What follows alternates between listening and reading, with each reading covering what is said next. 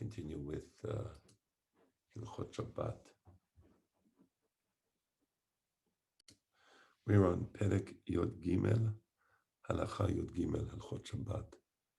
Hazorek Hafez Mirshut, I'm sorry, Hazorek Hafez Mireshut Lirshut. Okay, so we already know that if you do Akira in one Reshut, and then you carry the object to the next Reshut, and you do Hanacha in the next Reshut, you're Hayab. What about if you throw an object? Is throwing an object considered Akira in Hanacha? So again, Hazorek Hafez Mereshut Lirshut. Or B'Techilat Arba Lesof Arba B'Reshut Rabim, or inside Reshut Rabim itself, right? So in Reshut Rabim, if you're Ma'avir Hafez Arba Amot, you're Hayab. What about instead of carrying the object for Amot in Reshut Rabim, you throw it? So previously, we studied that Zerika is also Hayab. So the answer is yes, you're Hayab. So it could be one motion. So you have the object in your hand, you throw it. So as you throw it, that's the Akira. That same throwing action, which is the Akira because it leaves your hand, that same action is also the Hanacha because it will, as a result of your hand's actions, cause the object to come to a resting state. So there's Akira and there's Hanacha. So that we know already previously.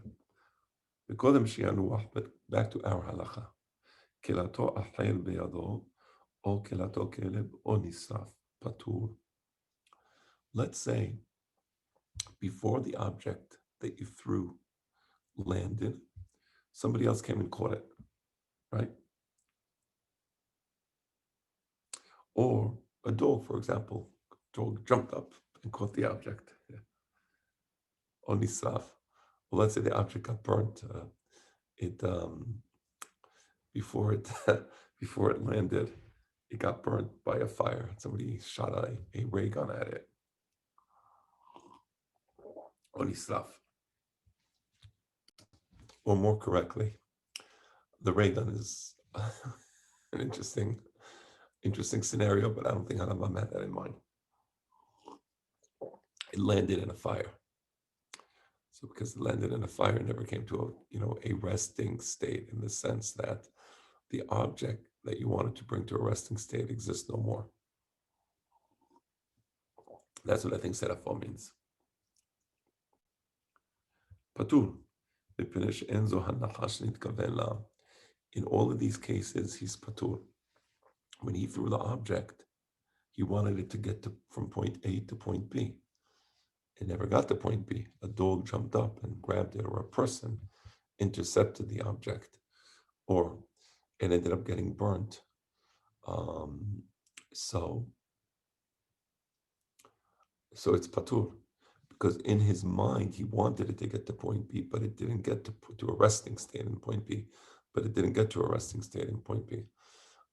So let's say another example. Let's say I'm playing football, and I throw the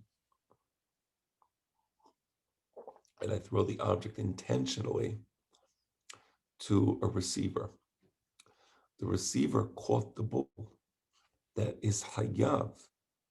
Because when the receiver caught the ball, it was my intention that the ball reached the receiver. When do we say that if you throw a football, for example, if somebody catches it, it's patur if it's intercepted along the way? So let's say I'm playing a football game. I'm the quarterback. I throw the ball. I want to have a touchdown. And instead, on the way, comes some guy, jumps up, catches the ball, and runs it to the other side of the field. I'm patur. Because the hanacha that happened was in the hanacha, the person who intercepted the ball. I didn't want that. I wanted the hanacha to happen in the hands of the wide receiver. So that's his halacha. And that's how it ends. Lefichach, אם נתכוון בשעת זריקה לך חייב. If when you threw the ball, it was your intention that it land in somebody's hand or that the dog catch the ball. Let's say you're playing frisbee and you're throwing the frisbee and the dog gets up and catches the frisbee and that makes you happy. You wanted the dog to jump and get the frisbee, then you're hayav.